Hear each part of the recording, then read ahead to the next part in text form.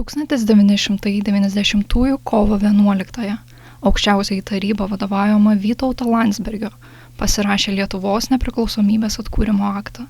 Nuo tada skaičiuojame jau 36 laisvės metus. Šiandien laisvę kiekvieną suprantame savaip, todėl paklausėme gatvėse sutiktų žmonių, ką ji jiems reiškia. Laisvas žodis, laisvas pasirinkimas ir galimybė būti savimi. Žinokit, yra faina gyventi. Gera kvėpuoti ir aš džiaugiuosi to, kas dabar yra.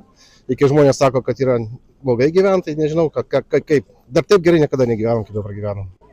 Pirmiausia, reiškia atsakomybę už tą laisvę, kad ją reikia saugoti ir dėkoti už ją.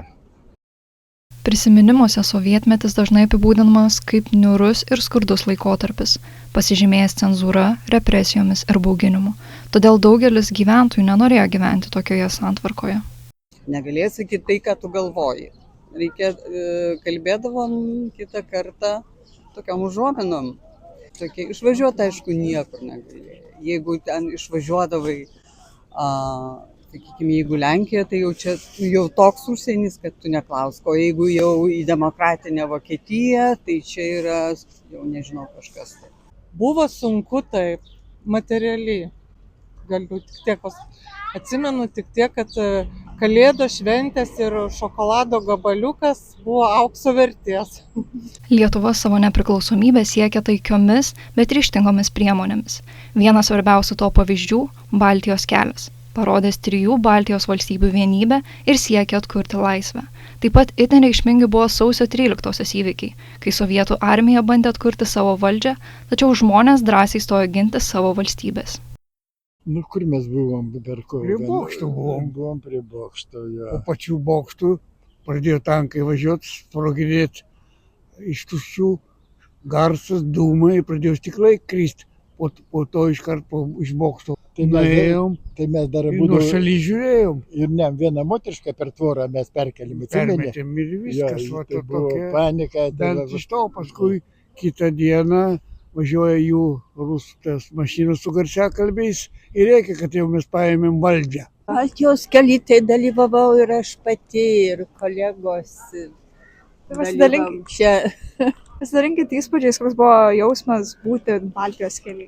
Tas jausmas ypatingas vienybės, ypatingas sutarimo jausmas. Baltijos kely tėvelis buvo. Tėvelis buvo, Baltijos kely buvo. Sesė prie bokšto buvo, bet visi gana pabėgo, kai pradėjo šaudyti. Mes sausio 13 buvom prie Seimo ir su draugu nutarėm, kad ryte atvažiuosim. Sausio 13 buvo ten baisus dalykas. Sovietmetis šiandien atrodo kaip ryškus kontrastas dabartiniam gyvenimui. Jaunoji karta, nors pati nepatyrė sovietinio režimo, apie jį yra girdėjusi iš vyresniųjų pasakojimų.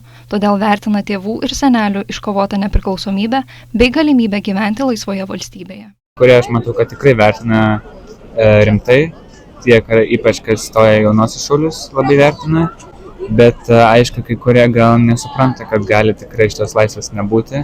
Ir manau, kad vis dėlto reikia ne kartą, ne du priminti, kokia laisvė svarbi mums. Aš manau, kad vertina laisvę, nes dabar interneto pagalba žmonės žino, kas dedasi Šiaurės Korėjai ir Rusijai. Tai aš manau, tikrai vertina ir džiaugiasi, kad turim laisvą Lietuvą. Šiandien Vilniuje, minint 36 kovo 11 metinės, žmonės dalyjasi prisiminimais, kai laisvė buvo siekis, o ne kasdienybė. Ši diena daugeliu išlieka ne tik kaip svarbi istorinė data, bet ir priminimu, kokia yra laisvės kaina ir ką žmonės turėjo atiduoti tam, kad ją pasiektų.